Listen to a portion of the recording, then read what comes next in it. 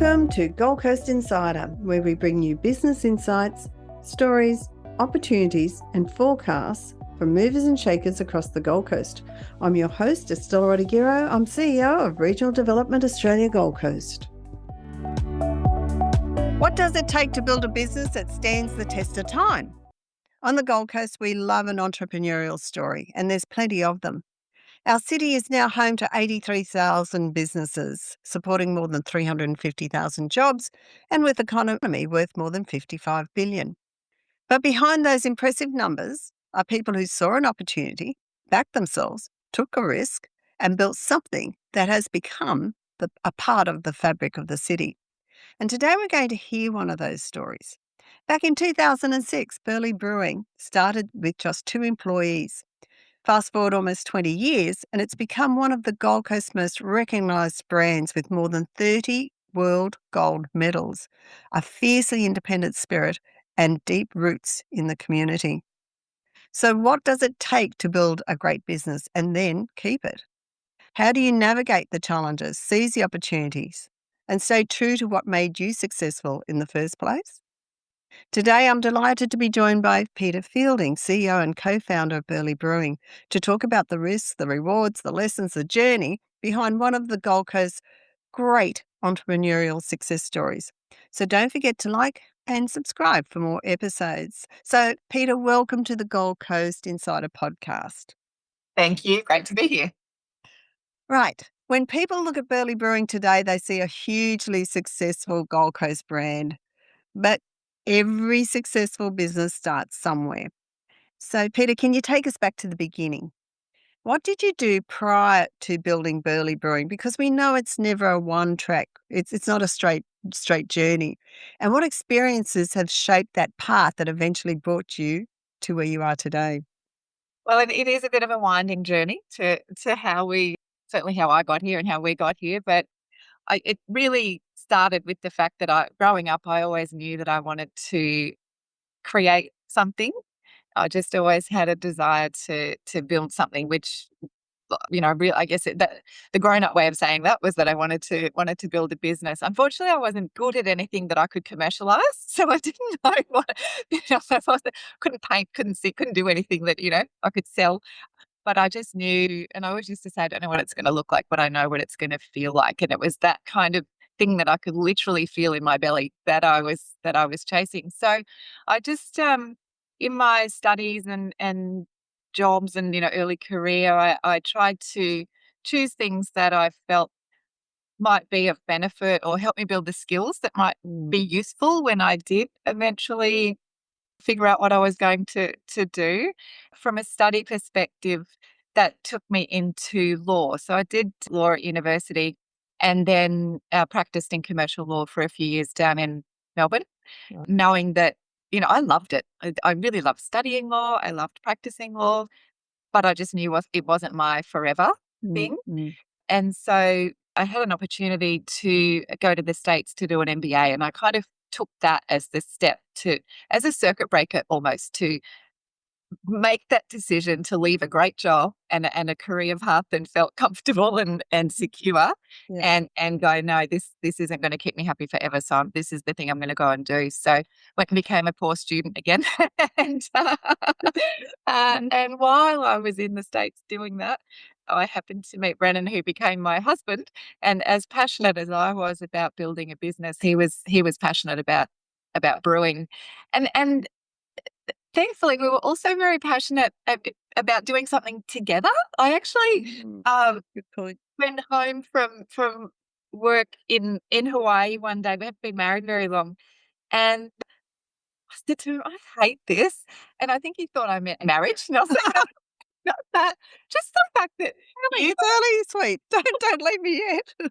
Yeah, right. you go off to work all day and you're amazing. You're so good at what you do. And everybody at work gets the best of you. And I go and do the same with what I'm doing. And we get home and we've got the scraps left for each other. Mm-hmm. And we could be so great doing something together. And that kind of planted a little seed as well. So just kind of all little things along the way. And which meant when an opportunity did, because you don't always recognize an opportunity. Opportunities come by all the time, right? Yeah. But unless you're ready for them or looking for them, you don't recognize them as an opportunity. But all these different kinds of things just meant when the little openings did open up, we were there ready to, well, I don't know if we were really ready, but we jumped.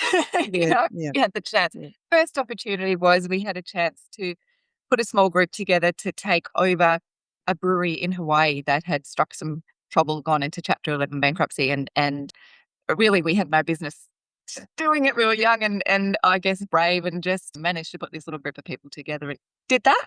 Ultimately, we worked really hard in that for a couple of years and then sold our share and came back to do what we really wanted to do here on the Gold Coast with Burleigh Brewing. What that big leap of faith, though, that's an amazing leap of faith. But there's also a leap of faith in going from a secure corporate job to being self-employed. Yeah, that's definitely a change. It becomes, it's all on you to really, get up every day and get after things. No one's kind of standing there telling you what's expected by the end of the week and have you delivered on it, and, can I help you get through it if something's blocking you or whatever. It's literally all on you. But I think luckily, when I say I knew what it would feel like, I think that's part of the feeling that I wanted. I wanted Yeah. to be to kind of own the work, the decisions, the outcomes, good and bad. So you came back to the Gold Coast because you're originally from the Gold Coast. So you basically wanted to come back home, didn't you? And Yeah, yeah. I went to school in Brisbane, university on the Gold Coast. This is my little corner of the world. corner of the world, and that's what brought you back So we here. got a Yeah, strong pullback. Yeah. got it, got it. And I guess about 20 years ago, there wouldn't have been a lot of breweries around either. Pretty much zero, really. Yeah, yeah. There had been, well, certainly in Australia, there were very few. We had obviously been in the industry in America well, I ultimately ended up living in America for 6 years. I went for 1 year and stayed for Big 6 six. years, came home with a husband and two children. But we had been experiencing kind of the no reinvigoration of independent brewers and so on in the States during that Yeah, time. When we yeah. left America, there were 2,000 breweries, and people were kind of saying, is that, has it hit its limit? In the years following, I think it got up to a peak of 9,000 breweries. So, Mm, when we mm, came back to Australia, and it was one of the reasons we really wanted to come, but we almost were saying, we almost felt like we're coming back to save Queensland and save the Gold Coast, because there just was no independent choice mm, in mm. in beer. It was, big brewers Yep. or nothing kind of thing. And I think when we started, there were about 30 breweries around the country, including all the big brewer Wow. facilities.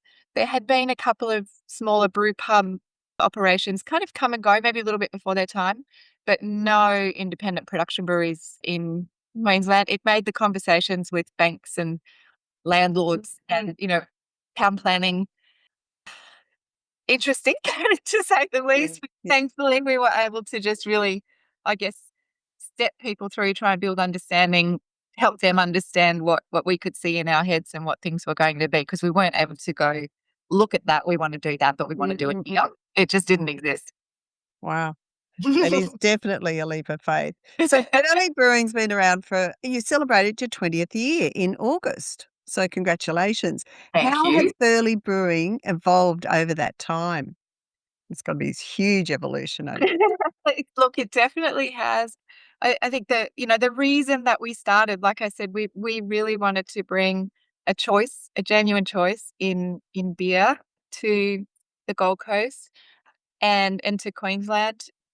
And that meant to really brew beer differently from how industrial beer is made. It meant taking it back to how beer is meant to be brewed, the ingredients, the process, everything that makes a much cleaner, more pure product. We've absolutely committed to that. That was kind of a given and has been a given the whole time, and that's kind of stuck through it. But when we initially started, we wrote a 5-year business plan, and uh, you know, uncannily, where we got to in 5 years from a kind of a numbers perspective and on paper actually was where we planned to get to. It certainly didn't go like that. It Mhm. kind of went over the 5 years, but we got there. But the building that we initially took over, it was 600 square meters. In fact, we had to take over 4 buildings and knock holes in walls because it kind of all connected to create the space that we needed. But I remember standing outside of it in August in 2006 with the keys from the real estate agent and just kind of going, oh, it's so big. Because it was bigger than we had originally planned to go in. We did kind of our market analysis and went, oh, we've got to go bigger or we won't make enough of a difference. So we kind of stepped up the plan and I remember going, oh, it's so big. But literally by 9 years later, we had taken over 11 buildings and we were bursting at the seams and we had to move. Wow. So from that perspective, it definitely looks bigger and different from what I could have possibly imagined at the time. But as you know, as you go ahead, I think what you can picture and what you can create in your mind grows as well. So we've had to grow with it. Yeah. Couldn't have pictured this today 20 years ago, but here we are. Did the growth come with the more product and the more inventive product? Or did it just Not so come? much by adding products. We started off with three beers. Right. And yeah, it was a slow grind initially. Because at the time, and it's a little bit hard to go back and imagine this because of what's changed in the meantime. But 20 years ago, certainly in our corner of the world, people weren't actively seeking out different beers to try. It was a novelty, wasn't it? It was. It It was was a novelty, I remember, yeah. yeah, it's a bit like a football team. You grew up supporting this footy team and that footy team. Beer was a bit like that. Well, Dad drank that. That's what my house drinks, kind of thing. And there was almost a distrust of trying something new in beer. Like in those early days when it was just Brennan and me, we'd work all week and then Friday night he'd be in a bottle shop trying to do a beer sampling tasting and I'd be in another bottle shop and I'd be calling in saying, how many people have you managed to get to try? Like we couldn't give away free beer. You're kidding. And So people forget, like, Peter, you now are 20 years down the track, you're incredibly successful, but people forget that back in the day, you were just in bottle that shops was us. getting people to sample. I mean, that's the journey. And we used to just say one taste bud at a time, one taste. We just to trust it, believe in it. And venues said things like, venues just in Burleigh, we'd go and try and sell beer and literally words like, oh, but it's made just down the road. How good can it be? Oh, Like beer was this thing that had to come from, I don't know, far away or a big factory or yeah, something. yeah. Whereas, beer should be really as fresh as possible and close to the brewery as possible. So it was definitely, it was a completely different time and it was a real, literally one taste bud at a time, one foot in front of the other, try and just get It's people to amazing. trust and understand. And it was, I think, 7 years before the first bar that called themselves a craft beer bar opened on the Gold Coast. Wow. That was 7 years in.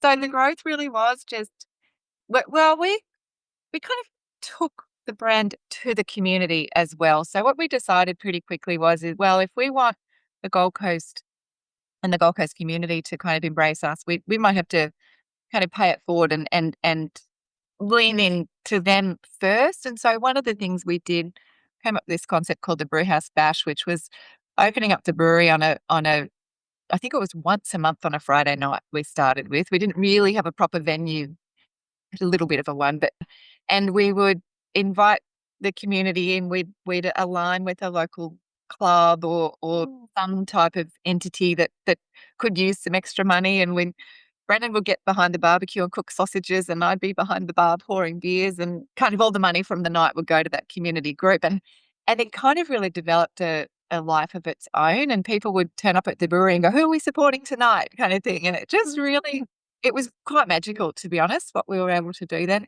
And I think those little things helped.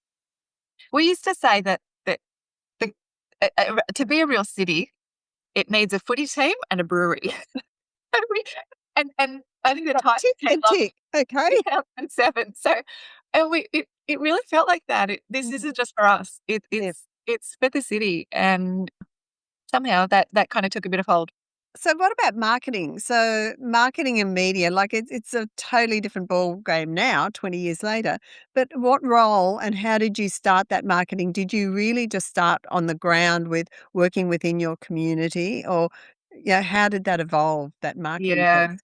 it literally was, and the two of us who came together to build this business, we had me who had the kind of the corporate legal, I don't know, businessy kind of a background, Brennan brought the brewing. Neither of us brought sales or marketing. So that was not our bit of a gap, bit of a skills gap. Just a little one. Yeah. Okay. So we did what we knew, which was literally kind of ground up community, get involved, that kind of stuff. Also at the time, little things like, our labeling back then of our products looked very different from any other beers on the shelf, because we figured the beer itself had to do a bit of a job of kind of going, pick me, I look different. Yeah. Obviously, in the intervening years, everything looks different, so it had to change as well. But yeah, when we started, Facebook didn't exist, let alone Instagram or anything else. So there was no social media kind of marketing. And I mean, I remember being on the fax machine, sending faxes to local businesses, telling them about this brewhouse bash thing and come on down for a beer and bring your team down for a beer and a sausage. It literally was that direct conversation and engagement, and just trying to create a bit of a groundswell of where others would start to help do that job for us and talk about us as well. So you moved into your new brewery, larger again, and tap house in 2015, and that must have been such a significant step. But what did that expansion enable you to achieve? So where did you want to take it? What were you doing with that growth, with that new? So where we were, I think I mentioned we started off in these 4 units in a complex, and we kind of gradually took over the others. So we had 11 of the 12, which meant we had 11 front doors and 11 toilets, which very inefficient. And I'd find myself sticking my head in one front door. Are you in here? Are you in here? Are you? It was quite. I mean, it was fun, but it was not really efficient. And we knew, in order to continue to grow and expand, and even if we went, oh look, we'll just rest at this scale and we'll just stay here. We just felt like that would actually snuff it out. We didn't really feel like that was a viable plan. So going to a new facility, which is literally only 200 meters down the road, we ended up finding a building, very different structure, big building. We were able to gut the whole thing and really start from scratch. And I guess, like I said, the vision at that point, 9 years in, that we were able to have just was a different scope from what we were able to when we were just still a plan on a piece of paper. And so being able to kind of literally start again was actually a real luxury, knowing the flow of the business, kind of how it worked, and we could lay it out with way more, not that it was unsafe where we were before, but we could lay it out in a real flow that thought of everything from safety at the scale we were at, efficient operations, what it would feel like to work in that environment and have room for future growth as well, and set things up in a way where the adding capacity was a very kind of methodical and relatively simple thing to do. So we've been able to grow significantly, or increase our capacity significantly in this building since we moved here. The only difficult thing is that every time we put a new tank in, we have to take the roof off first. So that's always an exciting day at the office. You've got this sort of removable roof, really, haven't you? Because you have Pretty to keep much. lifting it off and on. Yeah. But as you've grown, how have you balanced scaling the business but still preserving that quality, that authenticity that your customers have know you for? In some ways, that's the easy part, because it's something we will not compromise on. It's the reason we're here. And what it has meant is that our growth has been pretty measured, even though it might not look like that from the outside. It has been intentional. We haven't chased just, I don't know, easy hits of growth. We've always been committed to going, we'll take that on so long as we can continue to brew the way we want to brew, do right by the product, do right by the people, and so on. And so it's probably one of the reasons we haven't yet exported. We've been entirely focused on the Australian market. We've got more to do here yet. And we don't want to take on some hit of something and then go, oh, we haven't got the people to do that properly, or we haven't got the capacity to do that properly. We'll have to contract it out and get someone else to kind of do it and maybe not do it the way we do it and so on. It's just been a very, measured and intentional approach Yeah. through the whole thing. So you started, I think you mentioned you started with 3 product lines. Is Yes. that correct? How many product lines do you have now? Oh, look, currently we've got, I think 8 beers that are regularly available out in the market, but that's probably a lot. We probably haven't ever had more than that at any one time. But also over those 20 years, the beers that we have in our lineup at any particular point in time do evolve and change. We very much obviously keep an eye on what the market's doing, but we've also often found ourselves coming out with the new thing that then becomes the trend a little bit. I mean, our Big Head No Carb Lager is a classic example of that. We developed that in 2008. And now, literally in the last couple of years, kind of those better for you products, a little bit lower alcohol, lower carbs, whatever, are kind of becoming a big thing. So the product lineup kind of evolves. We also do in our venue, we do a new beer just about every week or two. We've got like a miniature version of our big brewery here as well. So that's the system that the brewers have a bit more fun with. And so if you come to the venue, there's always new beers to try. But out in the market, we typically probably carry between 5 and 8 products at any one time. So when you're developing a new beer, though, where does the inspiration come from? Is it customer feedback, emerging trends, I guess, has a role to play, or your brewing team, or is it just simply curiosity? Let's just put this in here and see what it tastes like. No, it's a combination of all those things. And that is one thing, as at scale, we can't just go with, oh, let's just throw this at the wall and see. Yeah, yeah. Because, to do even a single batch or to get the packaging quantities that's needed to package. One of our bigger tanks hold 120,000 stubbies of beer. That's one tank of beer, and we're filling tanks, all the time. So it's a lot. It's a lot.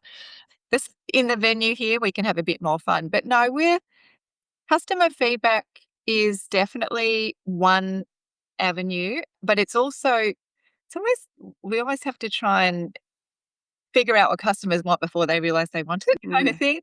But that's where having this venue is a really great, I guess, asset, because by being able to stand here and just speak with drinkers and ask questions, and we kind of pick up on things. And then it's a matter of the variety of skills that we've now got in the room to develop things, try things. What we don't want to lose, when you're smaller and starting out, you do, I think, back yourself a little bit more. And I think as you scale, there can be a tendency to kind of go, oh, we'll just test this with a few more people before we decide if it's a yes or a no, or we'll get a few more opinions. And I do find that we still need to balance yes, we need to be sensible and we need to be mindful that we're now doing things at scale, but I don't want to ever lose that ability to trust ourselves and go with our gut and back ourselves to do stuff as well. And it's got to be working because you've won over 30 world gold medals. Like, I can't really claim the that one's all on the Brewers, but yes, very proud of them. yeah, that's amazing. So innovation often, involves failures as well. Can you share an example of something that didn't work and you learned from it? Oh, there's probably been plenty. Well, look, we've certainly put beers out. Maybe they went really well in the venue, and we thought, oh, this is great. We'll package this and put it out. It doesn't always work. Sometimes it's not always the beer's fault either. It might just be that it didn't, or we weren't able to help it find its right place on the shelves, or the beer might have been great, but the way we launched it and the branding might have been terrible. Or, there's not always a match. But just in terms of product development, the Big Head product that I mentioned before, that took 13 months to develop, because we wanted to, like I say, we're so committed to our brewing methods. We wanted to make sure that we knew what we wanted to make, but we would only do it if we could brew the way we brew, that it would taste great, that it would be shelf stable without pasteurizing, that it would be no carb, all the things. And so that was a lot of brew a batch, send it to the labs, get it analyzed, get it back, tweak, da da da da da. we've got one that we haven't launched yet. That's been 2 years in the making. It's ready to go. We've just got to decide now when's the right time and align the branding and the launch programs and so on. So there's been, sadly, plenty of beer poured down the drain as part of those processes. I can see all these men just cringing over the thought of beers going down the drain. Yeah. Mm. But only as a part of those types of processes, I'd have to say we're very proud of how carefully we actually brew our production batches so that we don't, very rarely do we have to go, that one didn't hit the mark. Peter, that just amazes me. So what was it, 13 months of R&D almost, and before a product goes to market? That's not all of them are like that. It depends on what it is, but particularly when we're wanting to do something that hasn't been done before. Yeah. And when I say it hasn't been done before, we're not doing things like putting donuts in the beer and trying to be crazy. It's about brewing classic styles or things that really hit the beer drinking market more at scale. But yeah, being able to brew them properly the way we brew is probably one of the things that and like I say, we don't pasteurize or anything like that, so shelf stability and so on. So the thing that surprises me is that, so does beer have different nuances? Like, do you have a season that you bring out a beer in, and do you have, does it attract different things, and does it have, different nuances? Absolutely. You mentioned carb free or low carb. Yeah. So beer now is responding to all those things, because back in the old days there was a couple of really big beer houses and it was just the beer, right? Right, and that was it. Didn't go past that one. But now, and in some ways that was kind of the problem or the miss that we wanted to address, in that most people knew beer as one style, one flavour, and that was beer. And as you say, it's a bit like saying I've only tried Brussels sprouts and I don't like food. Yeah, right. So the beer actually, and without getting crazy with putting weird things in it, there are hundreds of classic styles of beer, many of which don't taste like what we all knew as exactly. beer, 20 years ago. And that's why there's just we have so much excitement and energy for the whole space. You don't have to get weird to have some really great tasting, different tasting beer. And often we've had people say, oh, I don't really like beer. And so I'll try this one. This is a classic beer style, tastes nothing like what you would know as beer. And often they're pleasantly surprised. And yes, like you've actually converted me, because I absolutely didn't like beer, but I actually like some of the beers that come out now. They've got a nice little flavour to them. Yeah, it's a bit different. Yeah, a little bit different. Burleigh Brewing, you've grown. You started off with 2 employees. I think you're up to about 50 now. Oh, something like that. Yeah. Right. How would you describe the culture you've built within the business? Because you'd have to have, I don't know what they're called, so I'm going to get the terminology right. But brewers, are they, like, who are developing, and you've got that whole, and they would be, once you've got them engaged, and if they're the right fit, they would be people you'd want to keep on board, wouldn't they? Absolutely. And we've intentionally all along tried to recruit. We're very happy to recruit people who don't know how to brew. Oh, really? Because we want to train them and make sure they're trained in our way of brewing and that they value the things that matter. And in fact, when we started, it's not like there were unemployed brewers sitting around waiting. So we had to do that. And it actually meant that over the years, we've developed a really great training and development program. Right. That the brewers come in and it's a 2 to 3 year process before they've kind of let their way around the brewery. We have a very much, we kind of cross-train people across all areas of the brewery, so that, and this is one of the tiny things that plays into culture, so that if they need to trade a shift with someone so that they can, go to their kids' music concert or whatever, they're able to do that because they're all confidently cross-trained and they have a little bit of, control over their day and their week in that sense. So, now you can do a taste.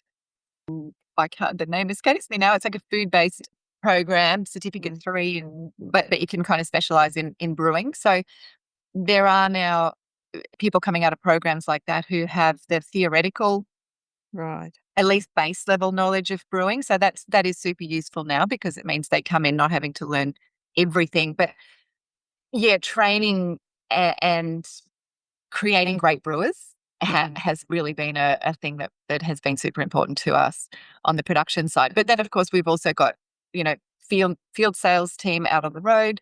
We've got marketing and admin team and so on here as well. So in terms of how would I describe the culture, I don't know if I could put a word on it, but we've always tried to create a sense of belonging. I think maybe that's the best way to say it. And particularly when the team is, we don't all just sit in one office together. So it does take effort to make that happen. But I honestly feel like if any two people on our team from any department got stuck in a lift together, they have a great time and they'd be able to talk. They know stuff about each other. It would not be like two strangers locked in, It's really just building that sense of belonging in many, many different ways that I think has probably been at the core of it. So what do you do to build that sense of belonging in that team? Do you do anything special? Oh, I think it's the sum of a lot of little things. And, it's of course not perfect every day, but things like, and I don't think any of these are particularly the thing, but there's, like I say, a whole bunch of different things. We celebrate anniversaries. So on the 1 year, I think this is one of the things going from corporate to business, that idea of long service leave. It's kind of like, God, you got to be there for 10 years to get long service leave. That feels like a really long time. Can we reward people before they get there? So on the 1 year anniversary of being with us, we get a handshaked surfboard that they get that's got a message from Brennan and myself printed into it. That's kind of their anniversary gift. On the 5-year anniversary, we send them on a little holiday to just, reflect and celebrate on the 5 years. By the time they get to 10 years, we throw a big party, which we've thrown a few of those, which are super fun. So we do those things. We have business lunches, we call them, where we get the whole company together. We bring in the remote sales team and we do beer sample. The brewers take us through some beer samplings. We talk about things that are going on in different departments. And it's just kind of a time. It's not like a speak at the team thing, but it's a time to get together and just make sure people know what's going on in the business, get to share a little bit. We have lunch together. Once a year, we go away for 2 days, the whole business. We call it Field Day.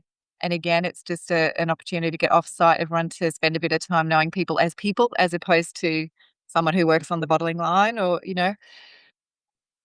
I know I'm leaving things out, but concerted effort, but it's a whole bunch of little things. Yeah, and that's what I like. I mean, if there's a lot of companies that I speak to and they go, "Oh, we do this one big thing a year and we take them," but yours isn't the one big thing a year. Yours is, let's just continuously do things throughout the year to make people feel valued and to acknowledge the role that they're playing in the company.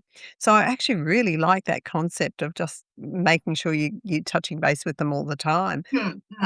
And I think, when you're at work, that's what you need because you're at work for so long and the people That's you work right. with are part of your family almost, Yeah. you know? Yeah. Well, I think I'm also conscious if I go back to kind of how we started and I was talking about, Brennan and I felt like we only had the scraps for each other. Yeah. And again, it's a little bit, you can't do it perfectly every day, but I like to feel like they'll go home and actually be invigorated, not drained, even if they've had a hard day. So hopefully there's a little bit of I'm sure there is. that. Um, so look, many businesses, I'm looking at your resilience. Many businesses actually don't make it past the first few years. What do you think it has enabled Burleigh Brewing to thrive for almost, 2 decades? Ah, Like this is there's not one thing, is there? But Again, what is it's there? really not, and there's definitely, there's luck along the way. Mind you, there's probably plenty of things that have happened that were bad luck too, but I think in part just a dogged determination Mm, mm. to just keep finding a way. You Yeah, know, yeah. there would certainly it's not always felt like we'd be here 20 years later, and just, continuing to try and find a way. And, the team as well, it's not certainly in the early days, that was Brennan and me. That was, okay, we're gonna go do another tasting in another bottle shop, or we're gonna get behind the barbecue again. But, at a certain point, we had other people doing that with us as well. And however that's managed to happen, they share that dogged determination because it matters to everyone who's here. That's right. Look, despite all the international recognition you've had, 30 gold medals again, Burleigh Brewing, you've primarily just focused on Australia. So Mm, why have you not chosen to pursue that large scale exporting model? mm.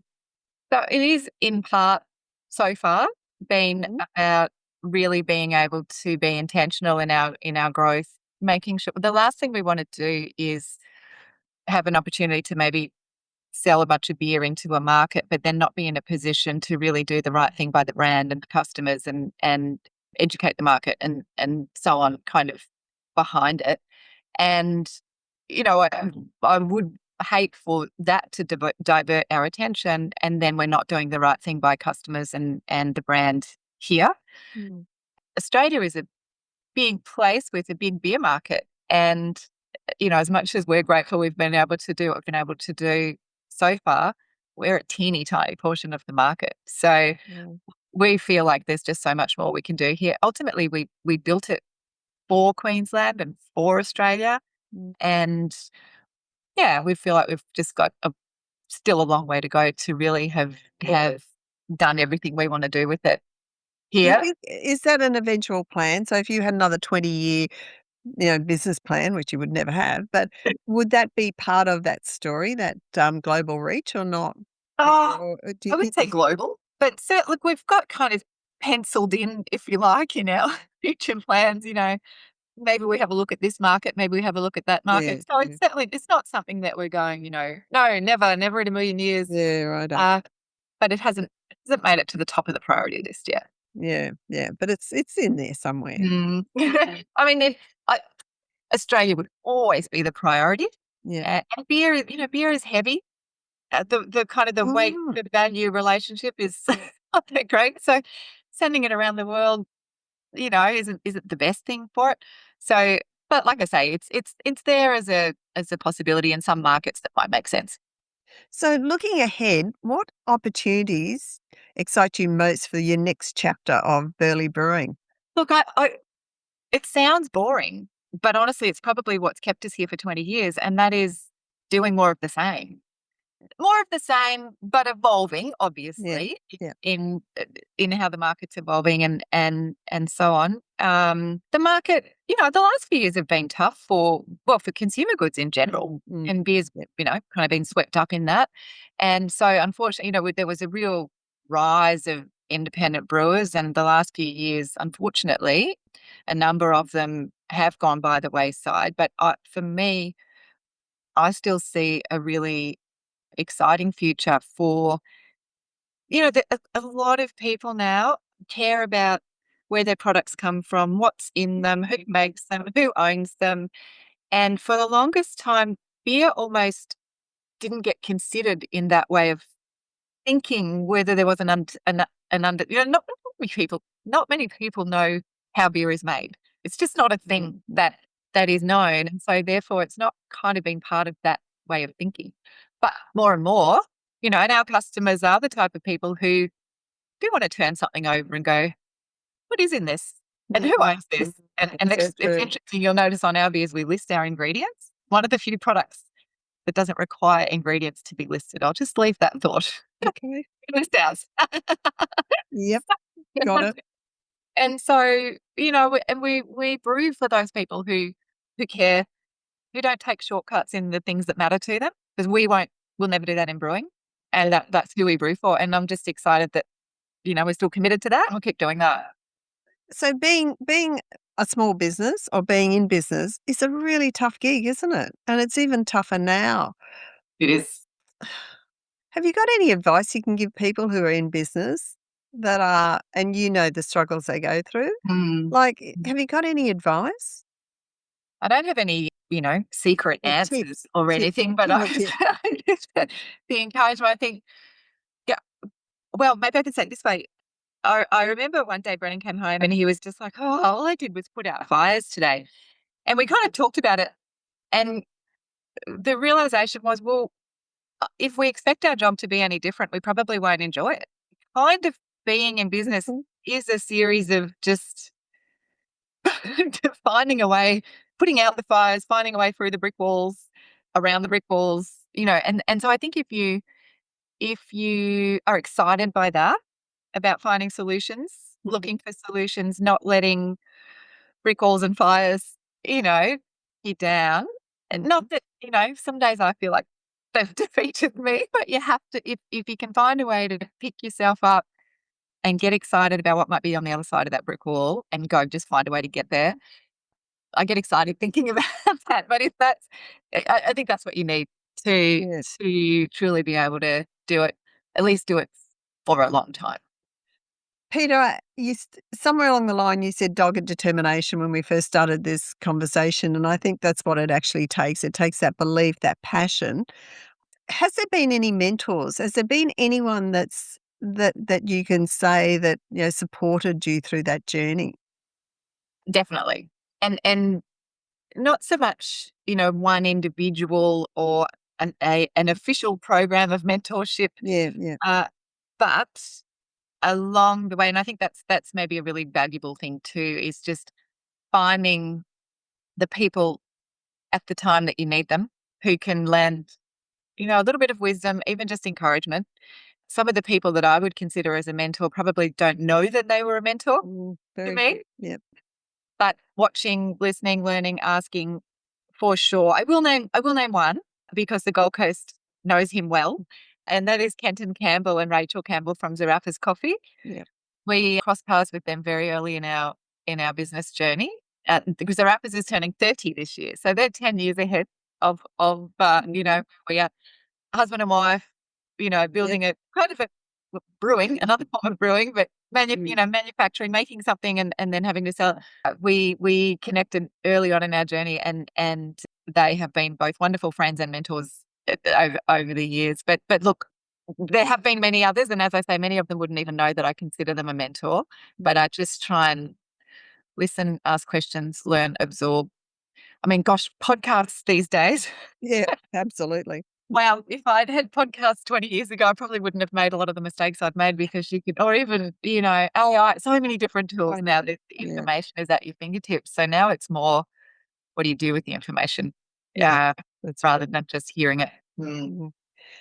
So finally, I will get you off the hook now. What advice, but it's a big one, what advice would you give entrepreneurs looking to start a business on the Gold Coast? Like, we love the Gold Coast. You came back to the Gold Coast because it's the Gold Coast. Yeah. So what advice? What advice would you give them if they're thinking of starting up here? Yeah.